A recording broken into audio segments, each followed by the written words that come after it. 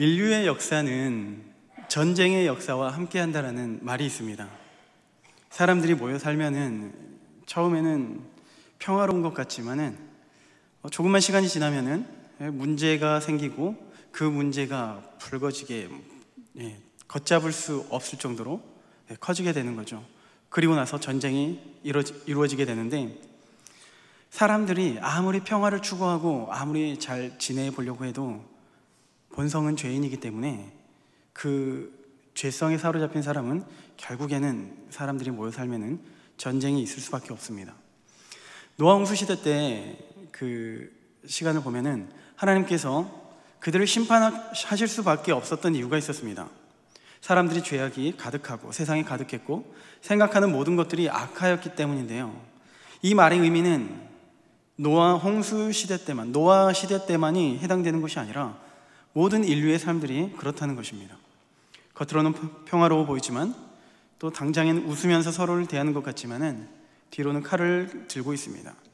내게 조금이라도 불이익이 닥치게 되면은 언제라도 그 칼을 빼들고 휘두를 수 있다는 거죠.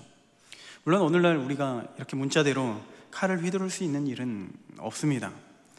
우리는 칼을 휘두르진 않지만 대신 그들을 비난하죠.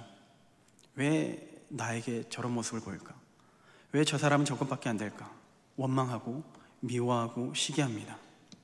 역시 우리 사람은 죄인이라는 것을 스스로 증명하는 것이죠. 이스라엘 역사를 살펴보면은 그 이스라엘 역사에 평화의 시대가 있었던 적이 있었습니다. 단연 다윗의 시대와 솔로몬의 시대죠. 그리고 그 시대를 지나와서 나라가 분리되긴 했지만 그 분열된 나라임에도 불구하고 북이스라엘은 북이스라엘대로, 남유다는 남유다대로 나름 평화의 시대, 번영의 시대를 누린 적이 있습니다. 오늘 본문에서 이사야가 사역하던 시대가 언급되는데 그중 우시야 왕 때 그리고 그의 아들 요담 왕 때가 그렇습니다. 1절에 보면은 유다 왕 우시야와 요담과 아하스와 히스기야 시대에 아모스의 아들 이사야가 유다와 예루살렘에 관하여 본 계시라.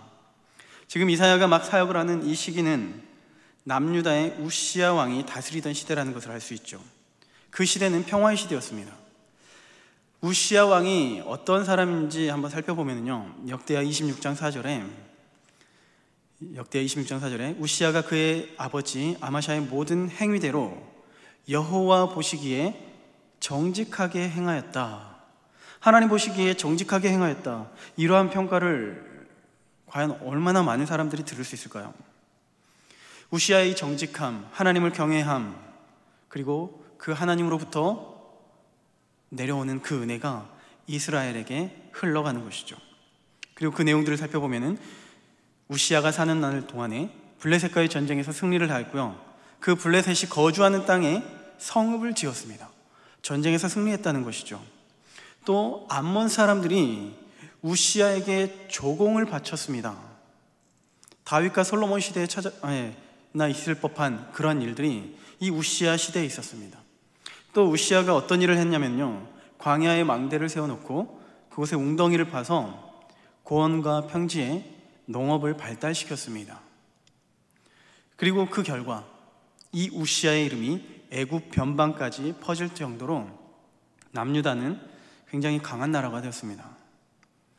솔로몬과 다윗 시대 이후에 이렇게 큰 은혜를 누린 적이 있었는가 할 정도로. 그런데 우리가 기억하는 것은요, 다윗도 평화의 시대 때 밧세바를 간음했다라는 것을 우리가 기억하죠. 모든 것이 풍족하고 모든 것이 완벽한 그때 오히려 문제가 찾아오기 시작합니다. 우리 신앙에서도 그런 것 같아요. 큰 문제가 있고 아픔이 있고 정말 어떤 큰 어려움이 있으면은 절로 하나님을 찾게 됩니다. 더욱더 간절하게 기도하게 되는 거죠. 어떤 한 기독교 설문조사에서 성도들이 언제 가장 많이 기도할까? 성도들이 언제 가장 많이 기도할까라는 설문조사를 해봤답니다. 언제일 것 같습니까? 1월 달부터 12월 달까지. 언제? 1월부터 12월까지. 뭐 시대마다 다르긴 하겠지만은 그때 그 조사하셨던 분은 11월 달이래요. 11월 달에 뭐가 있냐면요, 수능이 있죠. 우리 자녀를 위해서 열심히 기도하고 물론 1월 달에도 신년이 되었으니까 많이 기도하기도 하는데, 내 앞에 문제가 있고 어려움이 있으니까 우리는 하나님을 더욱더 간절히 찾고 의지하게 된다는 겁니다. 그런데 내게 문제가 없어지면요, 내가 평안함을 누리게 되면은 우리는 방심하게 되죠. 교만하게 되죠. 하나님을 더 이상 찾지 않습니다. 함께 따라해 보시기 바랍니다. 자, 문제 없는 것이 문제다. 문제 없는 것이 문제입니다. 문제가 없게 되면요, 우린 더 이상 하나님을 바라보려고 하지 않아요. 기도 제목 없는 것이 문제입니다. 나는 모든 것이 만족해요. 나는 평안해요. 위기의 순간이라는 거죠. 성경에는 많은 선지자들이 등장하는데요, 이 선지자들 중에는 성경을 기록한 선지자도 있고 그렇지 않은 선지자들도 있습니다. 누가 더 중요하고 더 중요한 사역을 했고 덜 중요한 사역을 했다, 이런 의미가 아니고요, 이 선지자들이 공통적으로 사역하던 시대가 있었습니다. 비슷한 그런 배경이 있는데, 그때가 언제냐면은 주로 이스라엘 백성들이, 하나님의 사람들이 하나님의 말씀을 듣지 않을 때, 듣지 않은 결과 잘못된 길로 가게 되죠. 잘못된 길로 가게 되면은 결국에는 멸망당할 수밖에 없는 거죠.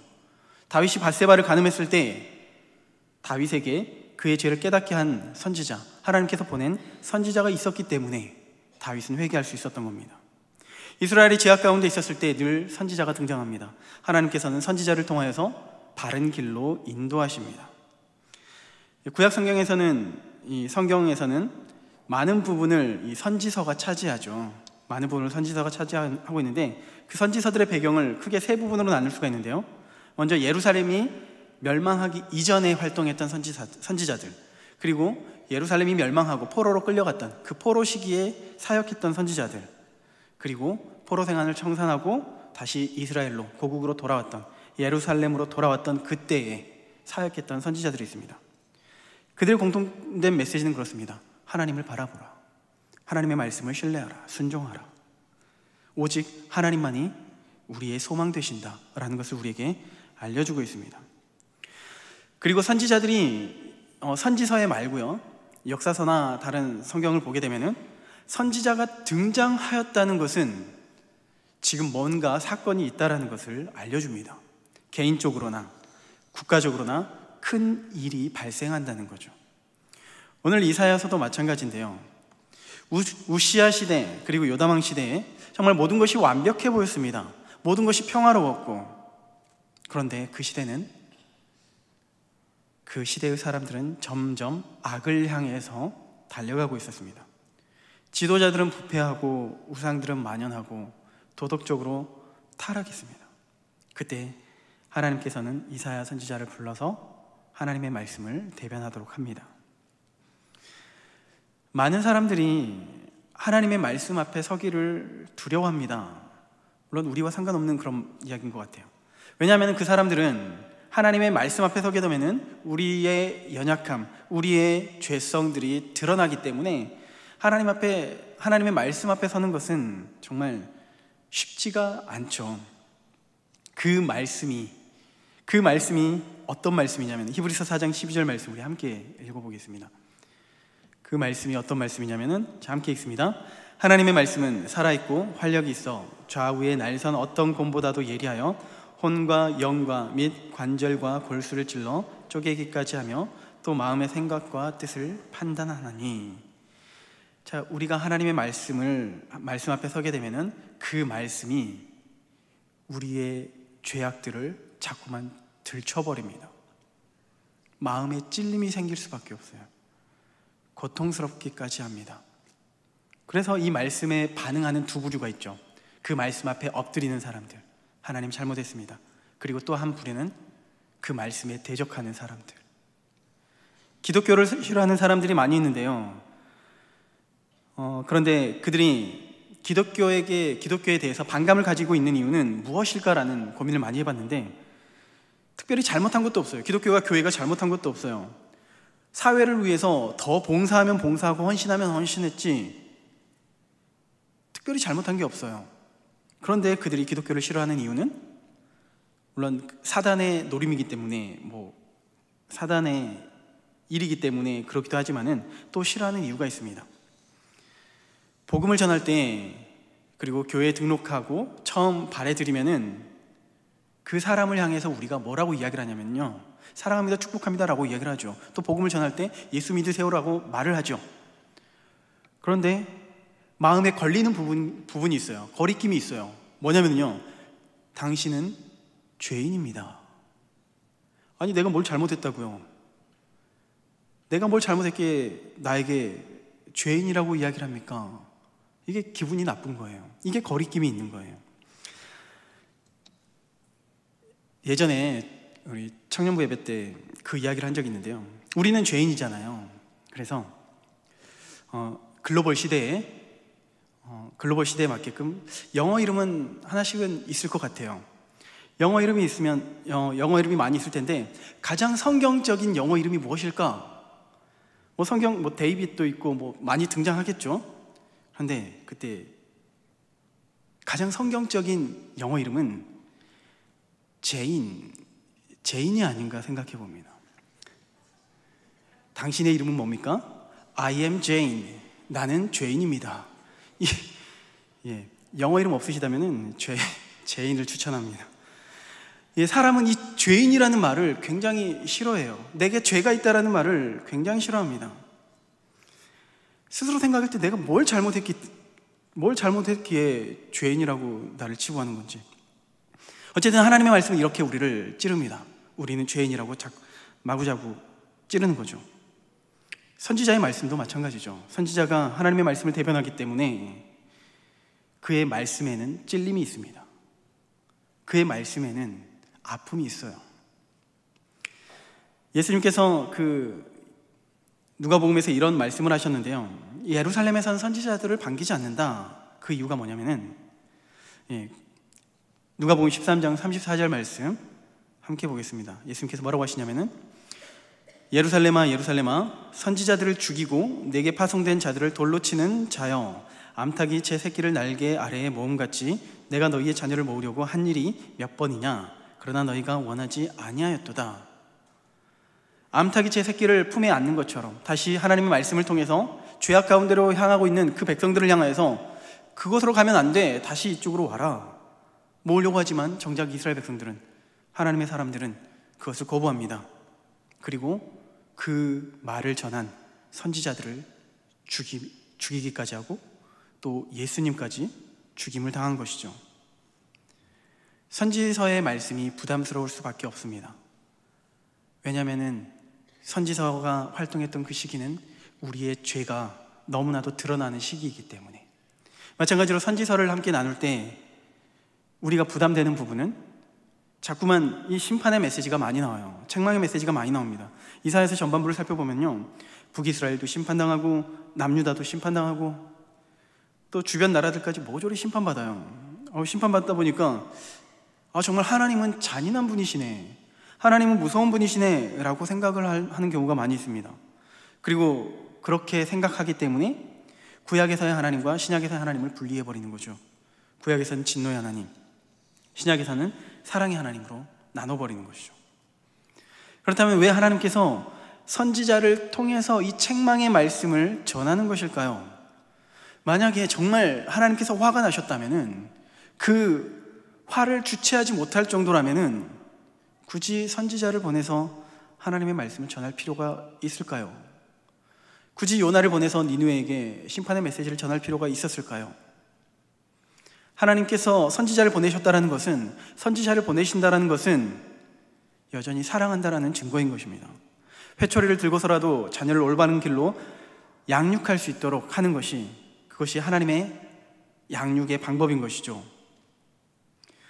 오늘 본문에서도 우리가 이 이사야서를 바라볼 때, 선지서를 바라볼 때 그곳에서 하나님의 사랑을 발견할 수 있기를 바랍니다. 하나님의 사랑이 발견되어지고 그 사랑 안에서 우리가 다시 한번 회복이 있는 시간이 되어지기를 소망합니다.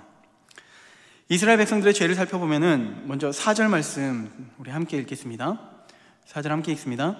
슬프다 범죄한 나라요, 허물진 백성이요, 행악의 종자요, 행위가 부패한 자식이로다. 그들이 여호와를 버리며 이스라엘의 거룩하신 이를 만홀히 여겨 멀리하고 물러갔도다.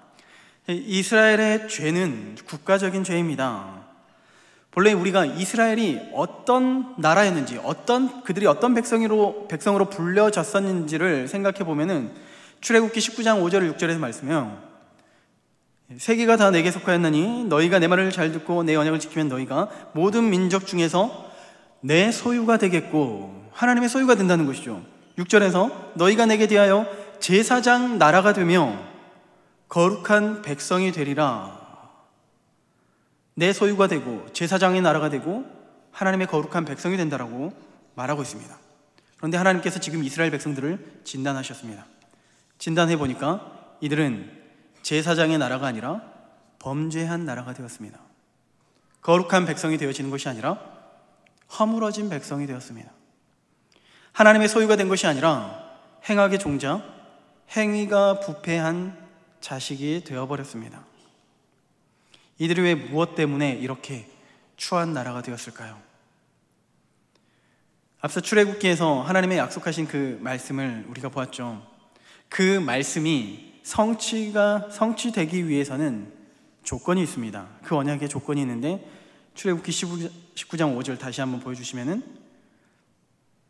너희가 내 말을 잘 듣고 내 언약을 지킬 때, 하나님의 말씀에 순종을 할 때 이와 같은 나라가 되어지는데, 하나님의 말씀에 불순종하였기 때문에, 대적하였기 때문에 오히려 상반된 결과가 되었습니다. 그 일들이 어떤 특정 한 사람의 문제가 아니라 이스라엘 전체가 하나님의 말씀을 외면하고 무시하고, 4절에서 이야기하는 것처럼 그 거룩하신 일을 만홀히 여긴 것입니다. 하나님과의 언약을 철저히 무시했죠.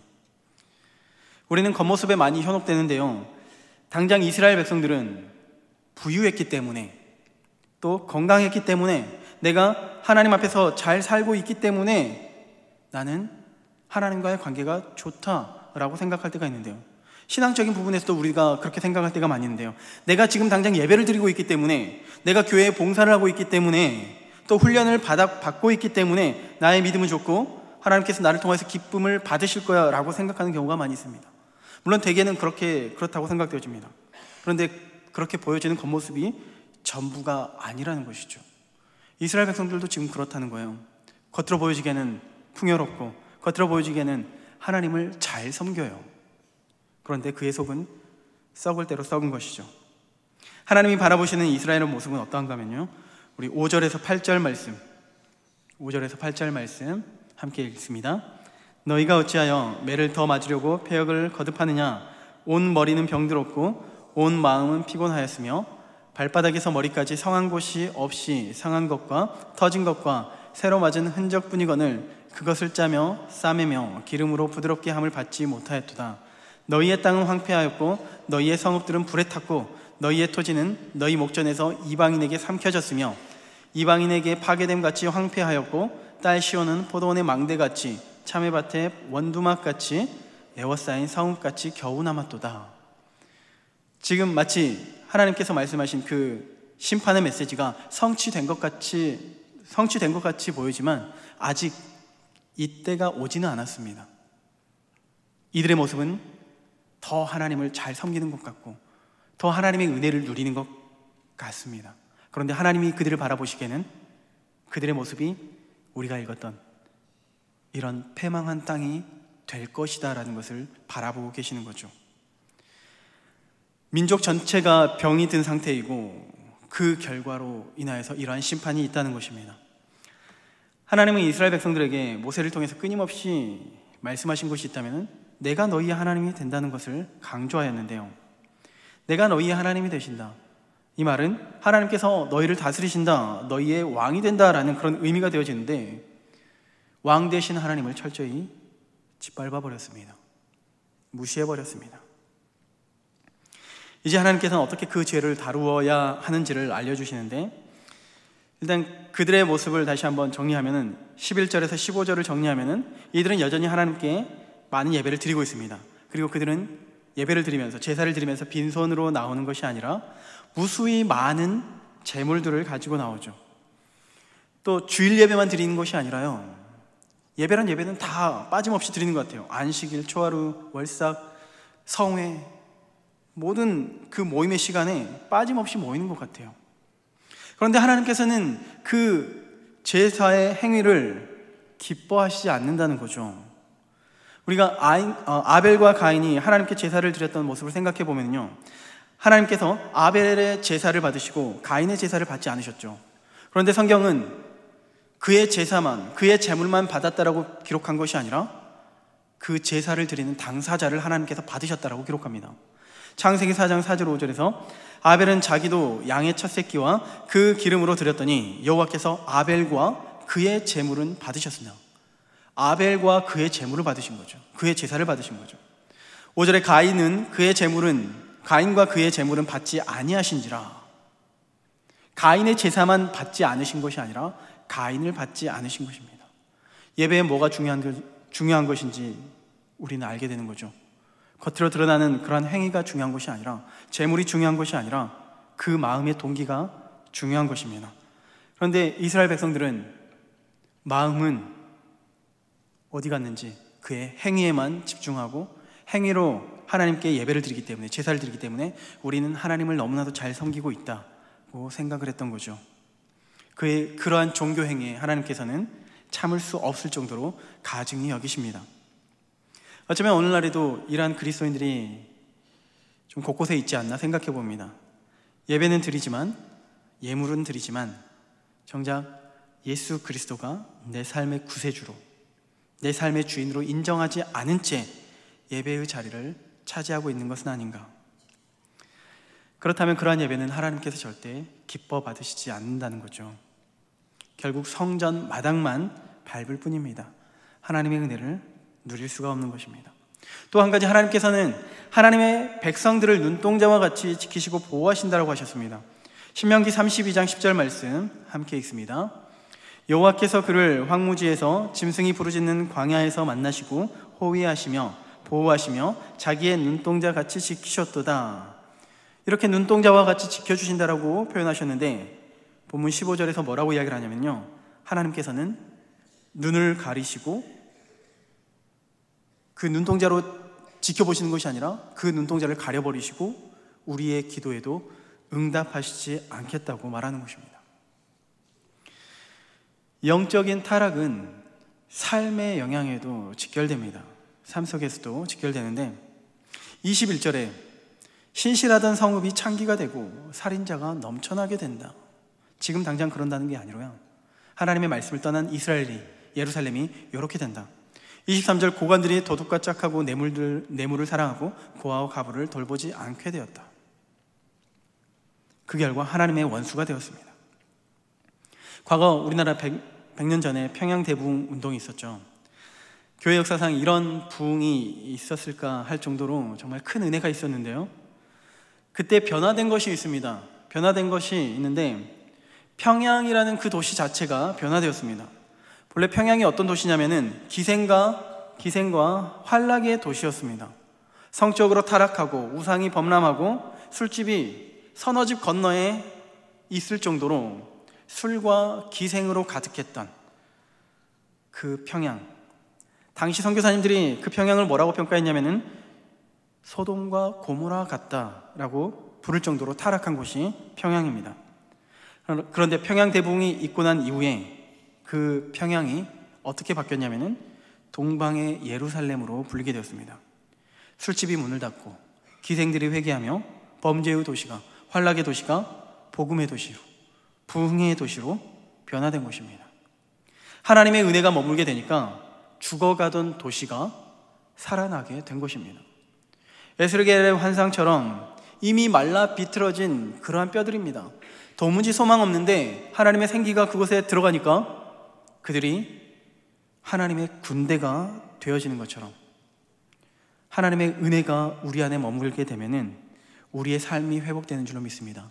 우리의 가정이 회복되고, 아무리 우리의 생각으로는 소망이 없다라고 생각되는 그러한 환경 속에서도 하나님께서는 변화를 일으켜 주신다는 거죠.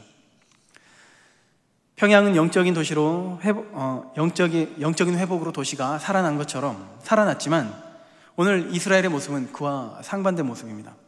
영적인 타락의 결과로 그 이전에 영적인 회복이 있어서, 우시아 때의 영적인 회복이 있어서 하나님의 은혜를 누렸지만 오히려 이제는 영적인 타락 때문에 하나님의 도성이 소돔과 고모라로 변해버린 것이죠. 하나님을 떠난 이스라엘에게는 두 가지 선택지가 있습니다. 두 가지 선택지. 회개를 하든지 아니면 심판을 받든지. 회개를 한다면 하나님께서 다시 회복시켜 주십니다. 16절에서 18절 말씀 함께 읽겠습니다. 너희는 스스로 씻으며 스스로 깨끗하게 하여 내 목전에서 너희 악한 행실을 버리며 행악을 그치고 선행을 배우며 정의를 구하며 학대받는 자를 도와주며 고아를 위하여 신원하며 과부를 위하여 변호하라 하셨느니라. 여호와께서 말씀하시되 오라 우리가 서로 변론하자. 너희 죄가 주홍 같을지라도 눈과 같이 희어질 것이요 진홍같이 붉을지라도 양털같이 희게 되리라. 아멘. 저는 개인적으로 이 성경 말씀이요, 아까도 이야기를 했죠. 하나님의 말씀 앞에는 서게 되면 찔림이 있다. 저는 이 말씀만 보면요 굉장히 찔림이 있어요.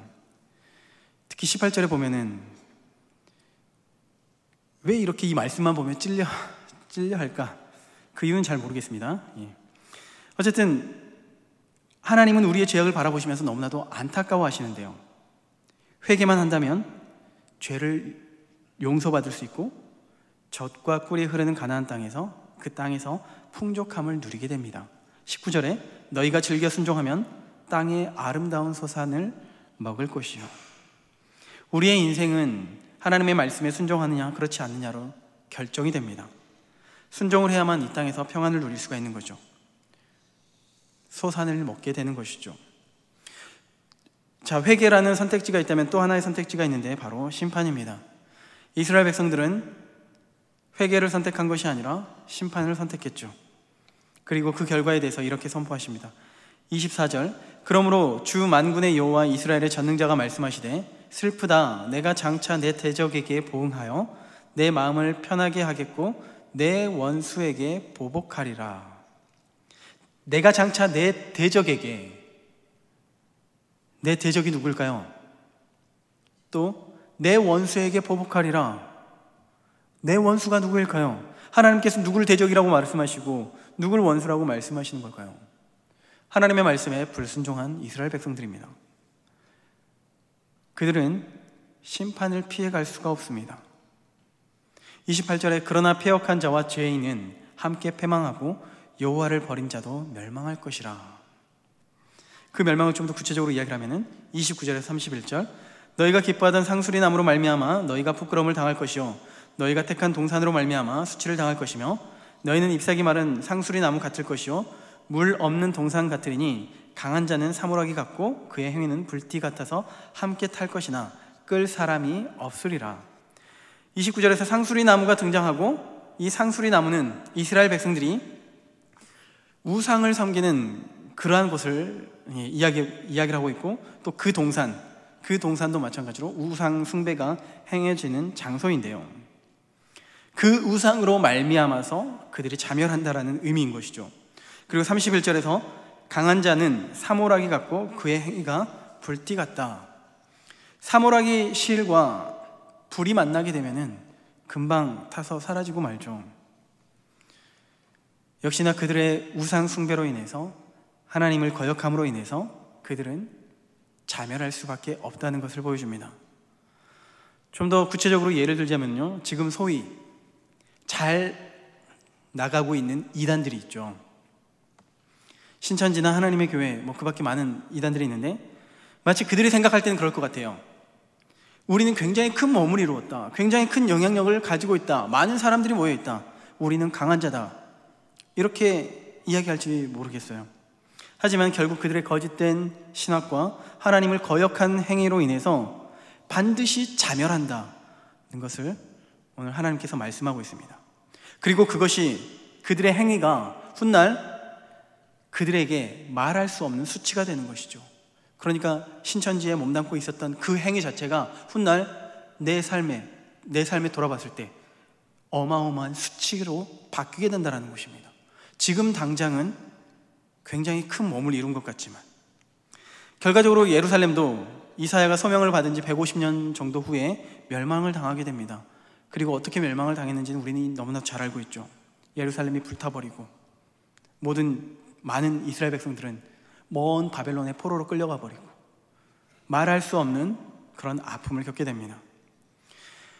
오늘 제가 함께 나누고 싶은 말씀은 이렇게 이스라엘 백성들이 하나님께 심판을 받았다, 하나님께 멸망을 받게 된다, 책망을 받게 된다, 이것을 알기 위해서 나누고자 하는 것이 아닙니다.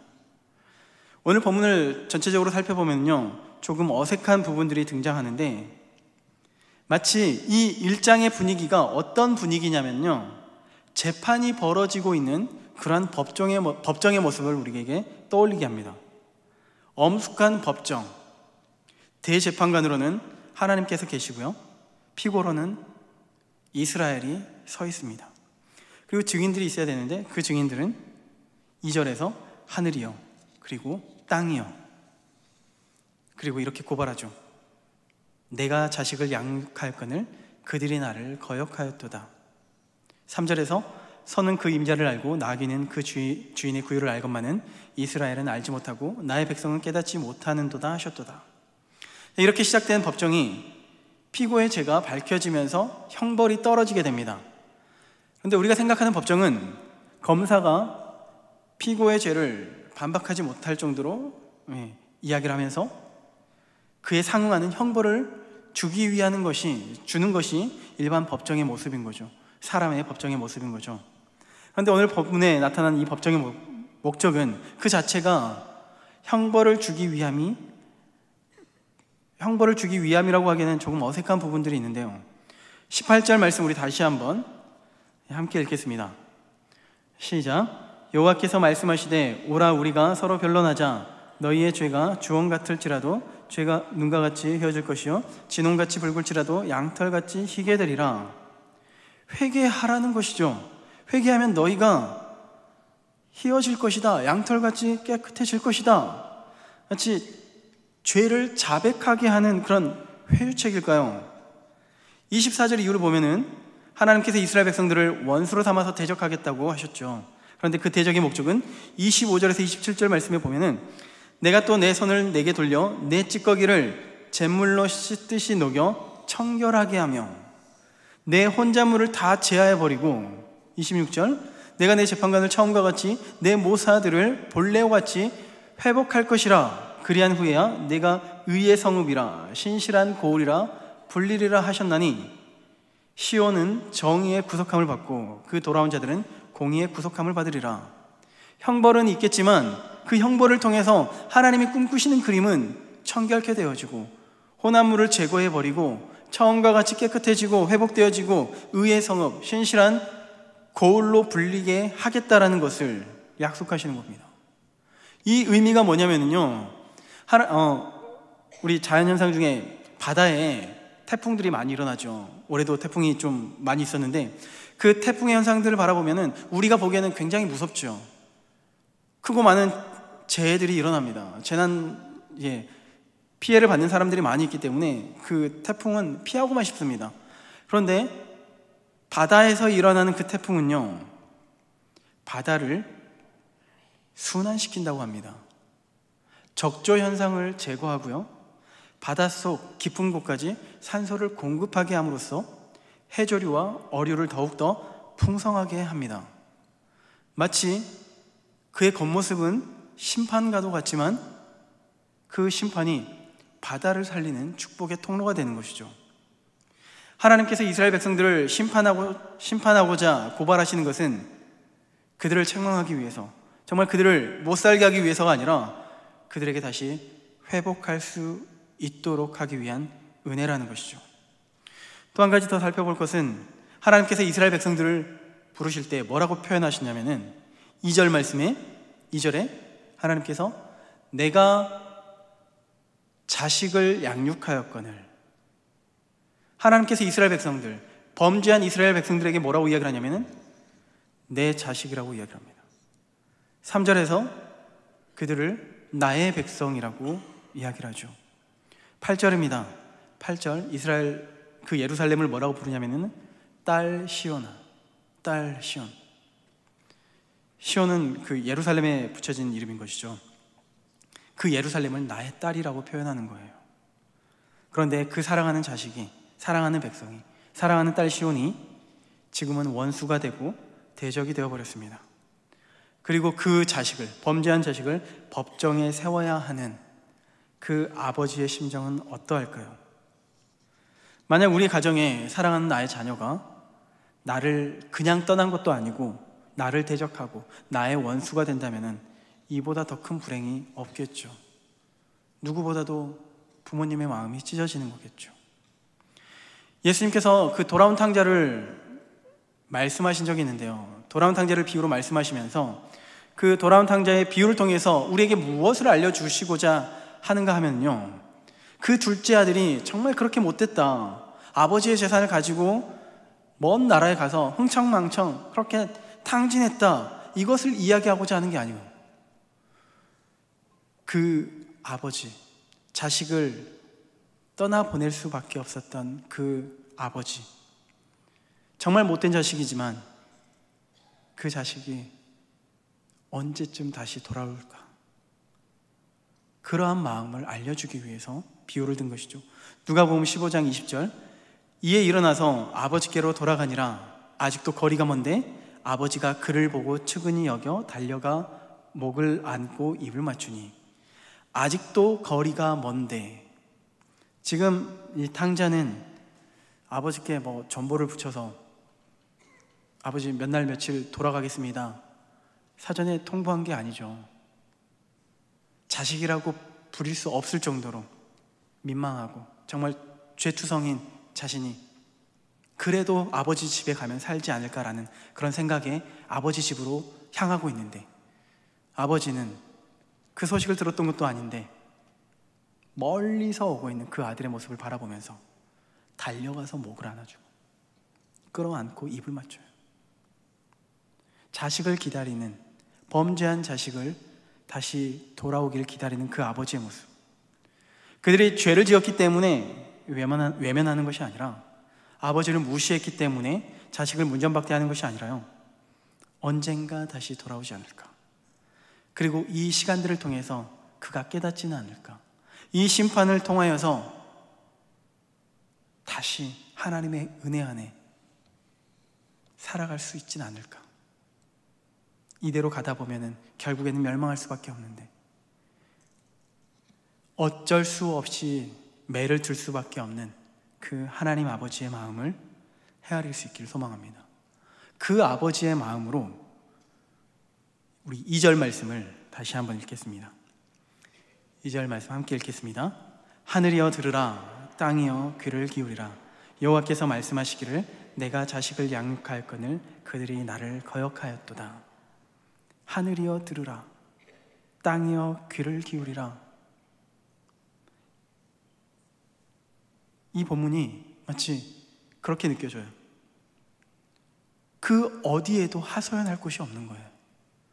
내 사랑하는 자녀가 이렇게 범죄하였기 때문에 너무나도 마음이 아파, 가슴이 찢어져요. 내가 자식을 양육했는데 그가 나를 거역했다, 이 못된 놈, 이렇게 하는 것이 아니라 너무나도 가슴 아파서, 너무나도 가슴 아파서 이야기하는 것이죠. 그 애통한 심정, 그 애통한 심정이 바로 선지서를 통하여서, 선지자를 통하여서 우리에게 말씀을 주시는 것입니다. 우리는 하나님의 마음을 더욱더 알기를 소망하죠. 그 하나님의 마음, 때로는 그 하나님의 마음이 우리가 풍성할 때는, 풍족할 때는, 여유가 있을 때는, 감사할 때는 하나님이 나를 사랑하시는 것 같지만, 때로는 왜 내 앞에 이렇게 어려운 문제가 있을까? 왜 이렇게 고난이 끊임없이 나를 괴롭힐까? 라는 그 순간 우리는 하나님의 사랑이 도무지 느껴지지 않을 때가 많이 있습니다. 그럼에도 불구하고 이 아버지의 마음을 한번 우리의 가슴 속에 다시 한번 새겼으면 좋겠습니다.